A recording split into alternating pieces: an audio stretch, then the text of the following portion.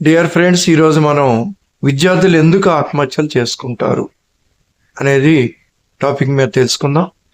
ముఖ్యంగా విద్యార్థులు పరీక్షల్లో ఫెయిల్ అయ్యామనో మంచి ర్యాంక్ రాదనో మరి రాలేదనో మరియు తాము జూనియర్స్ ముందు ఇన్సల్ట్ అవుద్ది మళ్ళీ చదవాలంటే, లేదా బంధువులు స్నేహితులు మన నవ్వుతారని తల్లిదండ్రులకి ఏ సమాధానం చెప్పాలో అర్థం కాకనో మరి క్షణికావేశంలో ఆత్మహత్యలు చేసుకుంటారు. ఏ సైడు లేకపోతే సూసైడ్ అనుకోవటం మంచిదే, కానీ ఇక్కడ అనేక సైడ్లు ఉన్నాయండి. కేవలం ఐఏఎస్ ఐపీఎస్ ఇంజనీర్ డాక్టర్లే కాదు, వారి సమాజంలో 1% కూడా లేరు. మరి మిగతా 99% మనం అందరం బతికిలేమా? మరి ఇలాంటి సూసైడల్ టెండెన్సీ నుంచి బయటపడాలంటే మంచి కౌన్సిలింగ్ తీసుకోవాలి, పెద్దల సలహా తీసుకోవాలి.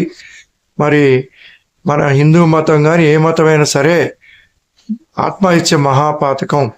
ఆత్మహత్య మరి చేసుకున్నట్లయితే మరి జీవితం ఉండేది ఒకటే కదా, మరొక జీవితం లేదు. ఆత్మహత్య చేసుకున్న తర్వాత ఇంకేముంటుంది? కాబట్టి ఆత్మహత్యల గురించి ఒకసారి అవేర్నెస్తో అందరూ ఆలోచించి మరి ఆత్మహత్య చేసుకోవటం అనేది మంచి పద్ధతి కాదని తెలుసుకోవాలి. Thank you.